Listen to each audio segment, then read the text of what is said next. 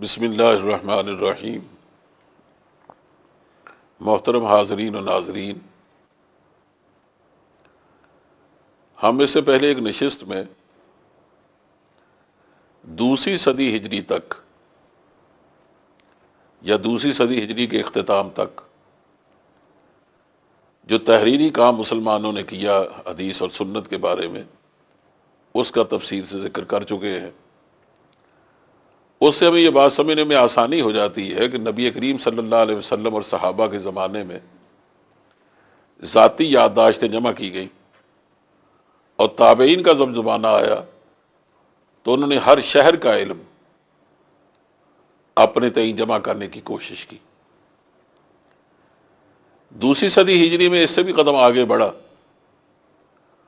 اور کئی شہروں کا علم جہاں تک ممکن ہو سکا اس پر کتابیں لکھی گئیں اور علم کا دائرہ پھیل گیا۔ لیکن تیسری صدی ہجری میں اب حالات ایسے ہو گئے تھے کہ یہ سوچا بہت سارے اہل علم نے کہ پورے عالم اسلام کی جو معلومات ہیں نبی کریم صلی اللہ علیہ وسلم کے ارشادات کے بارے میں، آپ کے اعمال اور آپ کے افعال کے بارے میں، یوں کہیے پورے دینی تفصیلات کے بارے میں، اس کو ایک جگہ جمع ہونا چاہیے۔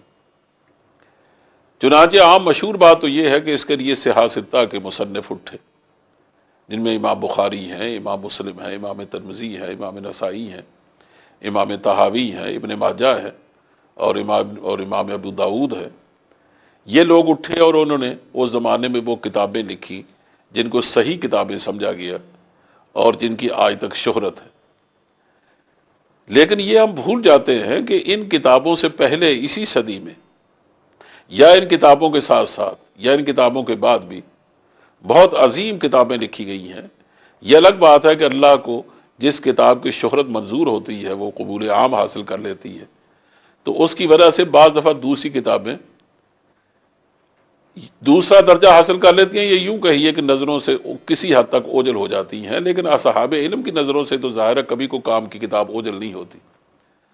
تو اگرچہ صحاح ستہ کا اپنا ایک مقام ہے اور بہت بڑا مقام ہے، لیکن اس کے ساتھ ساتھ میں عرض کروں گا کہ تیسری صدی ہجری میں اس کے علاوہ بھی کام ہوا، اور وہ کام بھی بہت عظیم کام ہے۔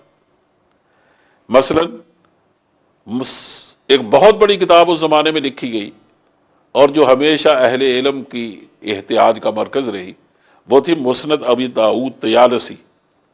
ایک تو ہے سنن ابی داؤد جو صحاح ستہ کا حصہ ہے، لیکن یہ اس سے ہٹ کر مسند ابی داؤد طیالسی ہے، جو ہمیشہ، جیسے میں نے عرض کیا کہ اہل علم ہمیشہ اس کے محتاج رہے۔ اسی طرح مسند امام احمد بن حنبل تو ایک ایسی کتاب ہے کہ کوئی صاحب علم ایسا نہیں ہوگا جس کے نام سے واقف نہ ہو۔ اس صدی میں زیادہ تر جو رواج ہوا ہے یا زیادہ تر جو شغف پیدا ہوا وہ مسانید کے لکھنے کا تھا۔ مسند اس کتاب کو کہتے ہیں جس میں صحابہ کی روایات کو ایک ترتیب سے لکھا جاتا ہے۔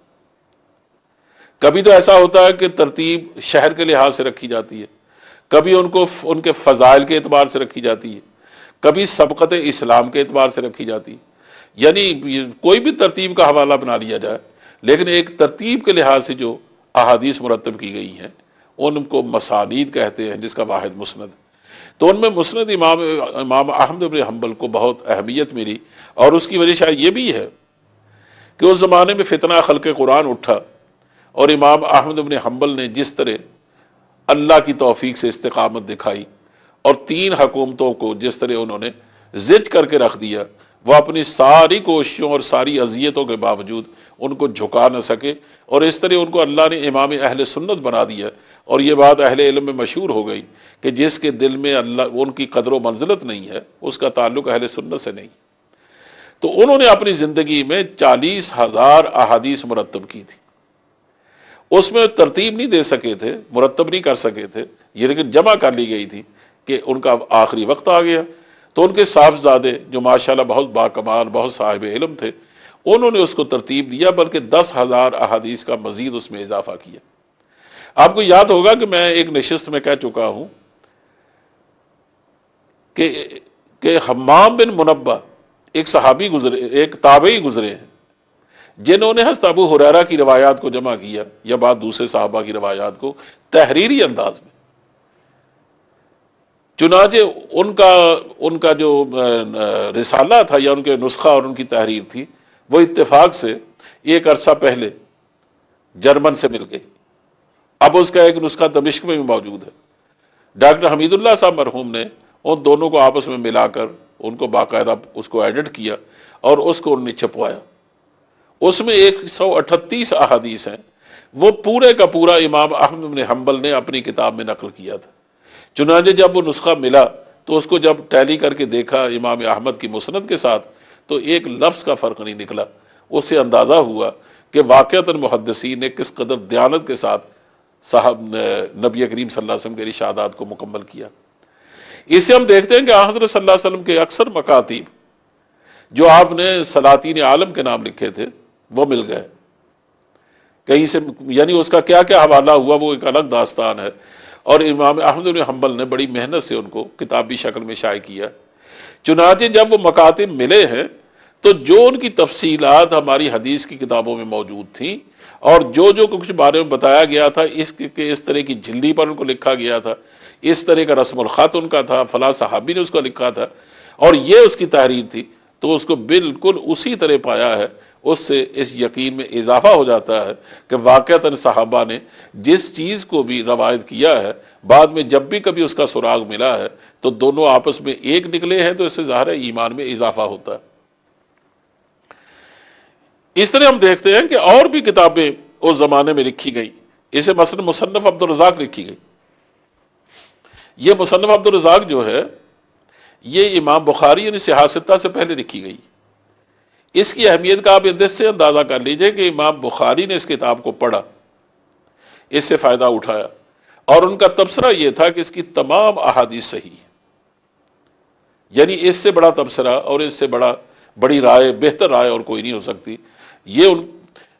اور پھر عجیب بات یہ ہے کہ امام بخاری نے جو کتاب مرتب کی ہے صحیح بخاری وہ تو 2 جلدوں میں ہے، لیکن مصنف عبد الرزاق وہ 11 جلدوں میں چھپ چکی ہے. تو اگر واقعی اس کی تمام احادیث صحیح ہیں جیسا کہ ریمارکس دیے ہیں امام بخاری نے، تو اس سے بڑی بات اور کیا ہو سکتی ہے.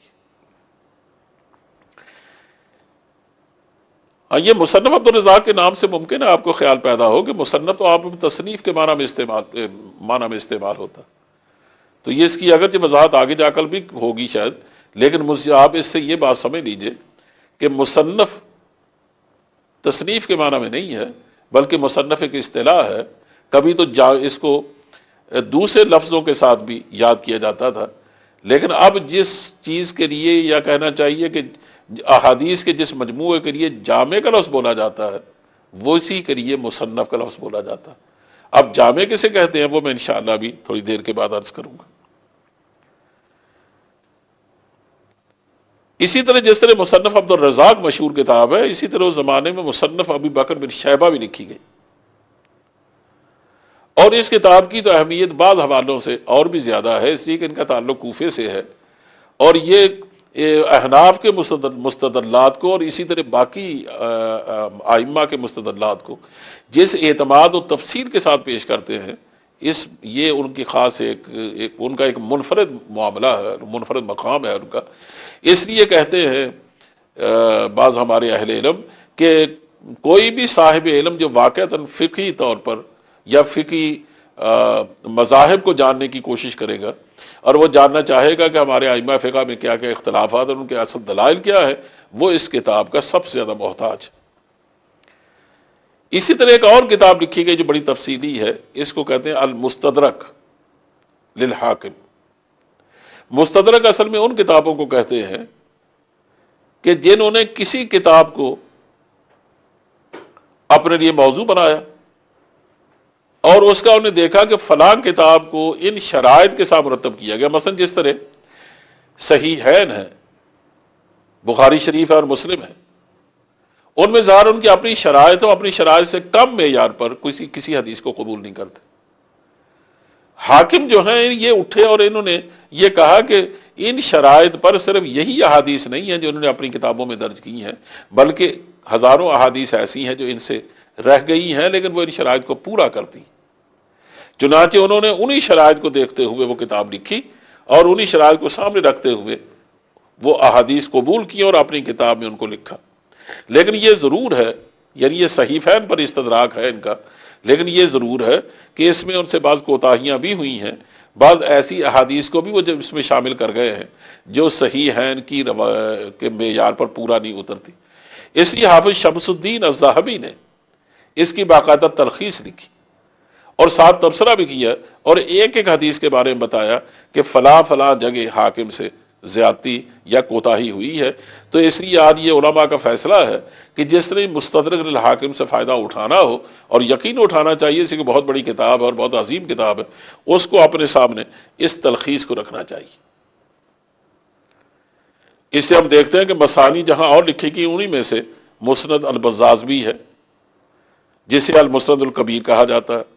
یہ امام ابوبکر بزاز کی تصنیف ہے اور معلل ہے۔ معلل کا مطلب یہ ہے کہ اس میں انہوں نے احادیث میں جن چیزوں کی وجہ سے ایسی چیزیں پیدا ہو جاتی ہیں کہ جو اس کو کچھ قابل قبول نہیں رہنے دیتی، ان چیزوں کو انہوں نے بحث کی ہے کہ اس میں کیا ایسی علت قادحہ ہے جو حدیث کو نقصان پہنچا سکتی۔ اسے مسند ابی یعلا ہے۔ یہ اگرچہ اس کو مسند کہا گیا ہے، لیکن حدیث یہ حقیقت یہ ہے کہ مسند نہیں ہے، بلکہ یہ معجم ہے۔ معجم اور مسند میں فرق ہوتا ہے۔ مسند تو جیسے میں نے عرض کیا کہ وہ ہے جو صحابہ یعنی صحابہ کی روایات کو ایک ترتیب سے، ان کے مقام کی ترتیب سے یا ان کے ناموں کی ترتیب سے مرتب کیا جاتا ہے۔ لیکن معجم وہ ہوتا ہے کہ جس کو حروف تہجی کے اعتبار سے لکھا جاتا ہے، اور یا صرف اپنے اساتذہ کی اپنے شیوخ کی روایات کو جمع کیا جاتا ہے۔ اسی طرح مسند دارمی بھی ہے۔ یہ مسند دارمی بھی بہت مشہور ہے، لیکن عجیب بات یہ ہے کہ یہ بھی اصل میں مسند نہیں ہے، یہ سنن ہے۔ اس کو سنن دارمی کہنا چاہیے، لیکن مسند دارمی کے نام سے مشہور ہو گئی۔ اس سے سنن الکبریٰ للبیہقی بہت مشہور کتاب ہے۔ بہرحال یہ کتابیں وہ ہیں کہ جو اس زمانے میں لکھی گئی ہیں جس زمانے میں سیاستہ لکھی گئی۔ اس سے اندازہ ہوتا ہے کہ جن میں سے، یعنی اس سے علاوہ اور کتابیں بھی ہیں جن میں سے چند کا نام میں نے آپ کے سامنے لیا ہے۔ اس سے آپ اندازہ کریں کہ 30ویں صدی ہجری میں مسلمانوں نے تمام عالم اسلام کی معلومات کو جمع کرنے کے لیے کتنا عظیم کام کیا ہے، اور حیرت ہوتی ہے کہ اللہ تعالیٰ نے ان کے کاموں میں اور ان کے وقت میں کیسی برکت عطا فرمائی تھی، اور نہ جانے ان کو اتنا موقع کیسے مل جاتا تھا کہ اتنی ضخیم کتابیں وہ اپنے پیچھے چھوڑ گئے۔ اور کتنا شغف ہوگا ان کو حضرت صلی اللہ علیہ وسلم کے ارشادات سے کہ رات دن ان کو اس کے سوا اور کوئی کام ہی نہیں تھا۔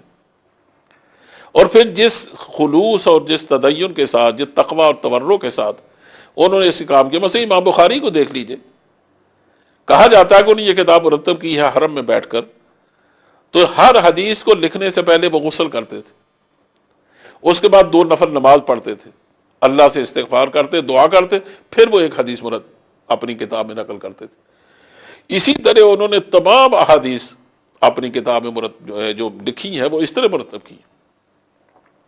یعنی ان کو کیوں توفیق نہ ملتی آخر اللہ کی جانب سے کہ جبکہ وہ اللہ سے ڈر کر اور اللہ سے مانگ کر وہ مسلسل اپنی کتابوں کو مرتب کرتے ہیں۔ باقی ہمارے محدثین کا بھی یہی حال تھا۔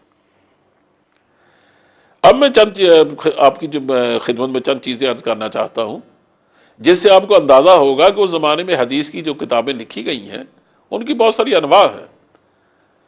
ان کی تعداد تو اگر دیکھا جائے تقریباً 50 تک پہنچتی، اور میرے خیال میں ان میں سے ایک کی تفصیل عرض کی جائے تو کئی گھنٹے اس میں صرف ہوں گے۔ میں ان میں سے صرف چند کا ذکر کرتا ہوں کیونکہ وہ چند الفاظ ہیں جو ہمارے یہاں بہت مشہور ہیں۔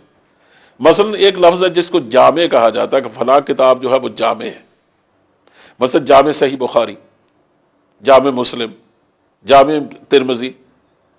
اب سننے والے کے ذہن میں یہ آتا ہے کہ یہ کتاب ایسی ہے جس میں معلومات بڑی جامعیت پائی جاتی ہے اور اس میں ہر طرح کی حدیث موجود ہے۔ حالانکہ اس کا مطلب یہ نہیں ہے۔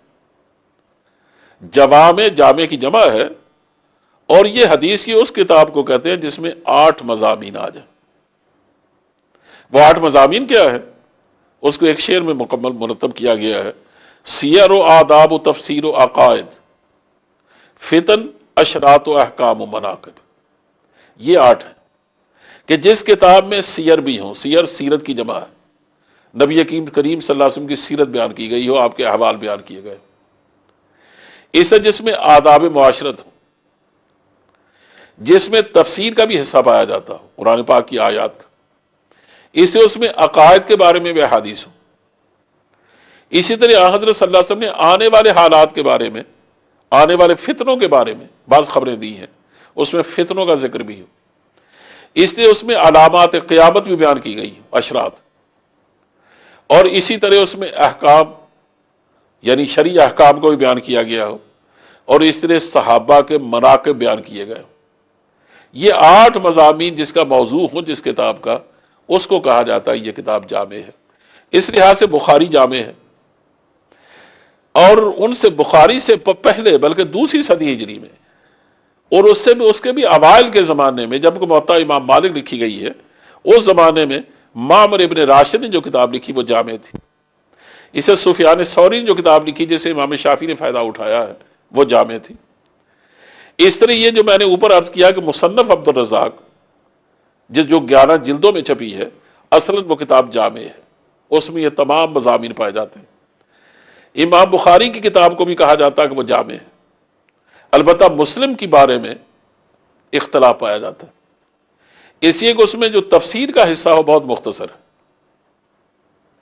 اس میں موجود تو ہے لیکن مختصر ہے، اس لیے بعض لوگوں نے یہ کہا کہ چونکہ اس میں تفسیر نہیں ہے اس لیے اس کو جامع نہیں کہا جا سکتا، لیکن اکثر جمہور کی رائے یہ ہے کہ چونکہ اس میں تفسیر اگرچہ زیادہ نہیں ہے لیکن ہے تو صحیح نا، اس لیے اس کو جامع کہا گیا۔ امام ترمذی کی مشہور کتاب ترمذی جو ہے وہ بھی جامع ہے، اس لیے کہ اس میں تمام وہ یہ موضوعات پائے جاتے ہیں۔ اسی طرح آپ بعض احادیث کو دیکھتے ہیں ان کے ساتھ بعض کتابوں کو ساتھ سنن کا لفظ لکھا ہے، مثلا سنن نسائی، سنن ابی داؤد۔ تو سنن میں سنن کا معنی تو ہوتا ہے احکام، اگر احکام کو فقہی ترتیب سے مرتب کیا جائے تو ایسی کتاب کو کتاب سنن کہتے ہیں۔ تو یہ کتابیں جن کے ساتھ سنن لکھا گیا ہے نا، اس کا مطلب اس میں احکام فقہی ترتیب کے ساتھ بیان کیے گئے ہیں۔ اس سے المسانید مسند کی جمع ہے، میں آپ کو ابھی اس کے بارے میں تو عرض کر چکا ہوں۔ موجم یہ بھی ایک قسم ہے حدیث کی، یعنی یہ اس پر بھی کتابیں لکھی گئی ہیں، بلکہ ایک ہی مصنف کی 3 کتابیں ہیں، موجم الکبیر، المتوسط، الصغیر۔ تو موجم اور مسند میں فرق کرنا بڑا مشکل ہو جاتا ہے بعض دفعے، کیونکہ دونوں ملتی جلتی ہیں۔ فرق بعض لوگوں نے یہ فرق کیا ہے کہ موجم اصل میں اس کتاب کو کہتے ہیں جس میں صرف اپنے شیخ اور اپنے استاد کی روایات بیان کی گئی، باقی صحابہ کی نہیں۔ لیکن اس میں جو 3 میں نے جن کتابوں کو حوالہ دیا ہے ان میں جو سب سے چھوٹا موجم ہے اس کا کہنا وہ کہتے ہیں کہ اس میں صرف اس بات کا التزام کیا گیا ہے کہ اپنے شیخ کی صرف ایک حدیث جو سنی ہے ان سے، جس شیخ سے، صرف اس کو بیان کیا جائے۔ تو اس طرح یعنی ایسا لگتا ہے کہ جو بھی کو فرق کیا جا سکتا تھا نا یا فرق ہو گیا حدیث میں، اس کے لیے الگ ایک نو نکلی ہے کتاب حدیث کی، یعنی تصنیف کی، اور اس پر ڈھیر لگا دیا ہے مسلمانوں نے کتابوں کا۔ اس سے ہم دیکھتے ہیں کہ الافراد یا الغرائب یا التجرید، یعنی اس طرح کے نام ہیں بے شمار کتابوں کی انواع کے، اس پر کتابیں لکھی۔ مثلا تجرید سے مراد یہ ہے کہ ایسی کتابیں بھی ہیں جن کو بغیر سند کے احادیث مرتب کی گئی ہیں، اس میں سند نہیں ذکر کی گئی، جو ہے ہمارے زمانے میں بعض ایسی کتابیں لکھی گئی ہیں اور بہت پہلے بھی ایسی کتابیں لکھی گئی۔ اس سے کتاب الغرائب ہے، بعض ایسی کتاب جن کو الغرائب کہا گیا ہے، اس کا مطلب یہ ہے کہ اس میں بعض ایسے الفاظ کی وضاحت کی جاتی ہے جن کو عام طور پر اس کا معنی اور مفہوم متعین نہیں ہوتا اور سمجھا نہیں جاتا۔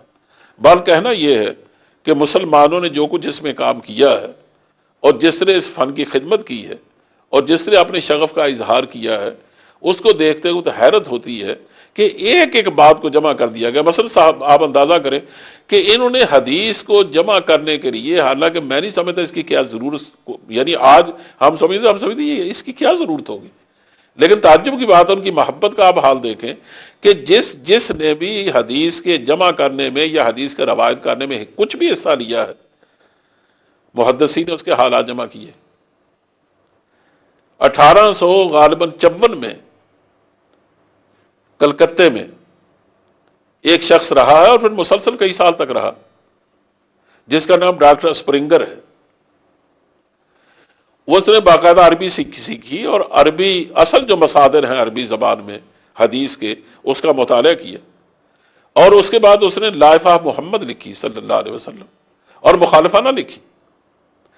اسی طرح اس نے اصابہ فی احوال الصحابہ، علامہ سیوطی کتاب ہے، اس کو باقاعدہ شائع کیا.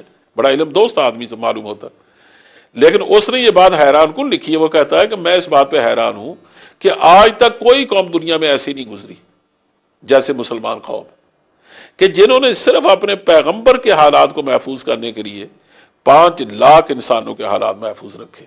5 لاکھ انسانوں. اور اس کو فن رجال کہتے ہیں. یعنی مستقل ایک علم ہے. جیسے مثلا 11,000 صحابہ کے حالات ہیں اس لیے کہ انہوں نے روایات میں کچھ نہ کچھ حصہ لیا. اسی طرح جن لوگوں نے دشمنی مول لی ہے حضرت صلی اللہ علیہ وسلم کی، ان کے بھی حالات محفوظ رکھے گئے. اسی طرح بعد کے لوگوں نے، یعنی اب 30 صدی ہجری میں سارا سرمایہ محفوظ ہو گیا، تو اس میں اس وقت تک جن جن لوگوں نے حصہ لیا تھا ان تمام کے حالات محفوظ رکھے گئے. اور اس لیے محفوظ رکھے گئے تاکہ ان کے حالات کو دیکھتے ہوئے آج بھی کوئی آدمی جرا کر سکتا ہے اور کہہ سکتا ہے کہ یہ صاحب تو اس قابل نہیں تھے کہ آپ ان سے حدیث وصول کرتے، آپ نے کیسے قبول کر لی. یہ سارا کچا پکا جو ذخیرہ ہے یہ آج بھی ہمارے سامنے موجود ہے. تو ایک ایک شخص کے حالات کو اس لیے محفوظ رکھا گیا کہ کوئی آدمی بھی نہ دھوکہ دے سکے نہ دھوکہ کھا سکے. جیسے میں اس سے پہلے ایک نشست میں عرض کر چکا ہوں کہ امام معاذ جو حدیث کے بہت بڑے امام ہیں، جب ان کے والد گرامی نے سرکاری ملازمت کر لی تو ظاہر ہے اس میں ایک تہمت کا موقع پیدا ہو گیا کہ ہو سکتا ہے کبھی حکومت کے پریشر میں آ کر آپ کسی بات کو چھپا لیں. تو چونکہ وہ محدث بھی تھے تو انہوں نے اپنے والد سے روایت کرنے سے انکار کر دیا. اب وہ اپنے والد سے روایت کرتے تھے تو اس وقت جب اس کے ساتھ کوئی دوسرا راوی شامل ہوتا تھا، ورنہ تنہا ان سے حدیث نہیں لیتے تھے کہ شاید وہ اس کمزوری کا شکار ہو گئے.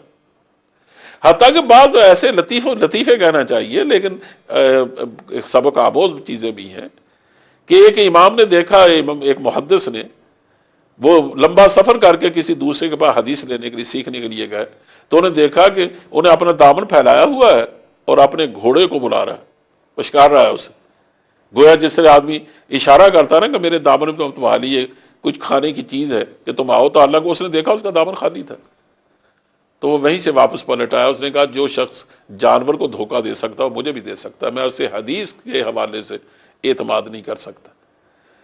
تو اس لحاظ سے ان صرف 3 صدیوں میں نہیں، آج تک جو اس پر کام ہو رہا ہے، میں ظاہر ہے کہ میرے یہ بس میں نہیں ہے کہ میں اس پورے کام کو سمیٹ کر آپ کے سامنے رکھوں، لیکن جو لوگ اس سے واقف ہیں وہ جانتے ہیں کہ خاص طور فن حدیث میں اتنا کام ہوا اور اس کی اتنی انواع پیدا ہو گئی ہیں، اور آگے پھر جس طرح اس کے طبقات پیدا کر کے اس کام کو پھیلایا گیا ہے، اس کی تو ایک جھلک دیکھنا بھی کئی سالوں کا کام ہے، چہ جائے کہ آدمی چند نشستوں میں انہیں سمیٹ سکے. تو اللہ کرے کہ ہم اس کام کی اپنے دل میں قدر پیدا کریں اور اس سے ہم یہ نتیجہ آسانی سے نکال سکیں کہ اللہ نے واقعتاً ان لوگوں کو جو اتنی توفیق عطا فرمائی تھی تو وہ یقیناً اس لیے تھی کیونکہ اللہ کی کتاب کی حفاظت اور اللہ کے رسول کی حفاظت وہ دین کو باقی رکھنے کے لیے ضروری تھی. چنانچہ ان لوگوں سے یہ دونوں کام لیے گئے. اللہ ہمیں بھی اس قرآن و سنت کی خدمت کرنے کی توفیق عطا فرمائے. وآخر دعوانا ان الحمد للہ رب العالمین.